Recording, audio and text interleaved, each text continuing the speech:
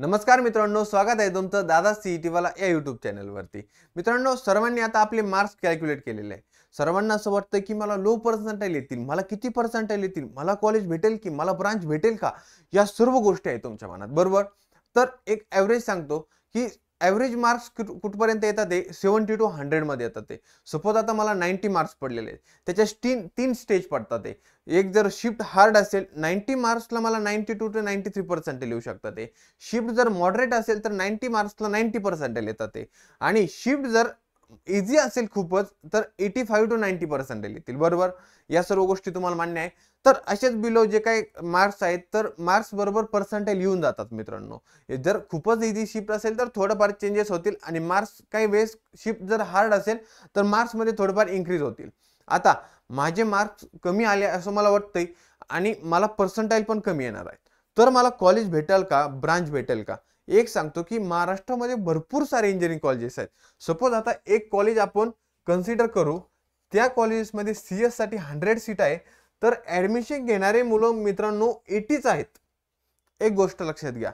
आता लो पर्सेंटाइलला आपल्याला जे काही टॉप कॉलेजेस आहेत ते तर मिळणार नाही, पण जे काही ॲव्हरेज कॉलेजेस आहेत, जे काही टियर 2 चे टियर 3 चे कॉलेजेस आहेत ना, तर हे सर्व कॉलेजेस आपल्याला लो पर्सेंटाइलला पण भेटू शकतात ते।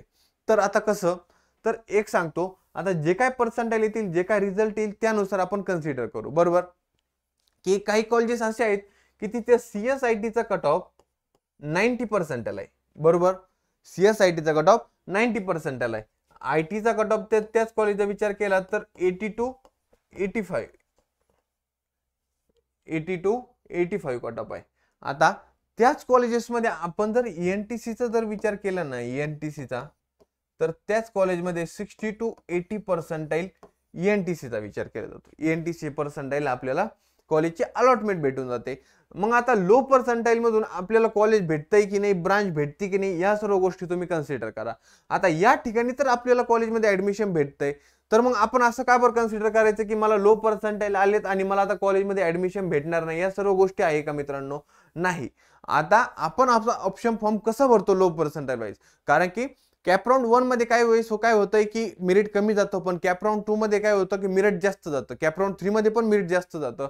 तर काय होतं, कॅपराउंड 1 मध्ये मुलं काही चुका करतात, आपल्याला त्याच चुका करायच्या नाही। जे मुलं बाकी चुका करणार आहेत ना, तर त्याच चुका आपल्याला करायच्या नाही।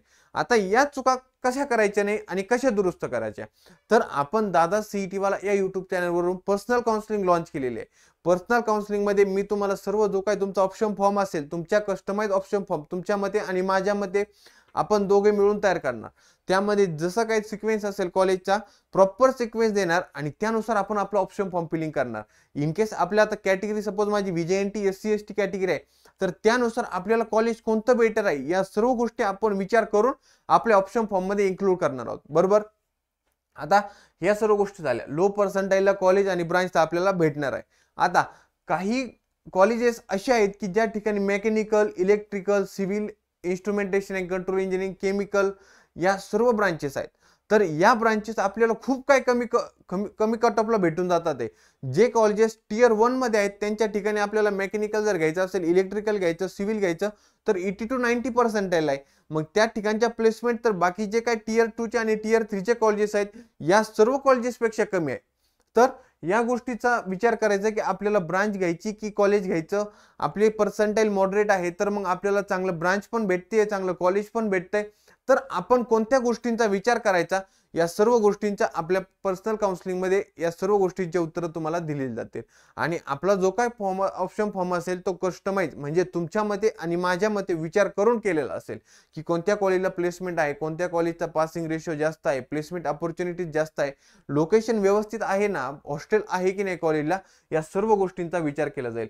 आता लो पर्सेंटाइल आलेले आहेत, कॉलेज भेटणार आहे की ब्रांच भेटणार आहे, या गोष्टींचं तुमचं उत्तर क्लिअर झालेलं आहे की कितीही पर्सेंटाइल असू द्या तुम्हाला ब्रांच आणि कॉलेज व्यवस्थित भेटणार आहे, बरोबर। तर हा जो काय व्हिडिओ आहे लो पर्सेंटाइलचा तो तुमच्या मित्रांना जास्तीत जास्त शेअर करा, म्हणजे जे काय ऍडमिशन रिगार्डिंग जे काय डाऊट्स असतील ते तुम्ही मला कमेंट बॉक्समध्ये नक्की कळवा। आणि दुसरी गोष्ट म्हणजे आपल्याला काही लो पर्सेंटाइल साठी एक सगळ्यात महत्त्वाचा बेनिफिट असतो, तो म्हणजे स्पॉट राउंड। स्पॉट राउंड, तर स्पॉट राउंड असा कंडक्ट केला जातो की आपल्याला लो पर्सेंटाइल जरी असतील ना, तरी आपल्याला टियर 1चं कॉलेज भेटू शकतं, बरोबर. आता VIT, VIIT अशी जे काही कॉलेजेस आहेत ना, ते स्ट्रिक्टली स्पॉट राऊंड कंडक्ट करतात, ज्यामध्ये आपल्याला कमी पर्सेंटाईलला चांगली ब्रांच भेटू शकते. तर हा स्पॉट राऊंडचा गायडन्स, या सर्व गोष्टी आपण आपल्या पर्सनल काउन्सिलिंगमध्ये मुलांना देणार आहोत. पर्सनल काउन्सिलिंगचा व्हिडिओ आपण YouTube चॅनलवरती अपलोड केलेला आहे. त्या ठिकाणी नंबर दिलेले आहेत, कॉन्टॅक्ट करा आणि काउन्सिलिंगसाठी एनरोल करा. पर्सनल काउन्सिलिंगची फी आपली फक्त आणि फक्त 999 आहे. तर या सर्व गोष्टी तुम्हाला पर्सनल काउन्सिलिंग मध्ये प्रोव्हाइड केले जाणार आहे. हा जो काही व्हिडिओ आहे लो पर्सेंटाईल, तर तुमच्या मित्रांना जास्तीत जास्त शेअर करा, म्हणजे जे काही त्यांचं टेन्शन असेल या सर्व गोष्टी क्लिअर होऊन जातील. की असा विचार करू नका की मला लो पर्सेंटाईल आले, मी ड्रॉप घेऊ की रिपीट घेऊ. जे काही पर्सेंटाईल येतील ते ऍक्सेप्ट करा आणि त्यानंतर ऍडमिशन प्रोसेसमध्ये मला कोणतं कॉलेज भेटतं, हे कॉलेज चांगलं आहे की नाही, ब्रांच चांगली आहे की नाही, याचं कंपॅरिझन करा आणि त्यानंतर बाकी प्रोसेसचा विचार करा. Thank you so much.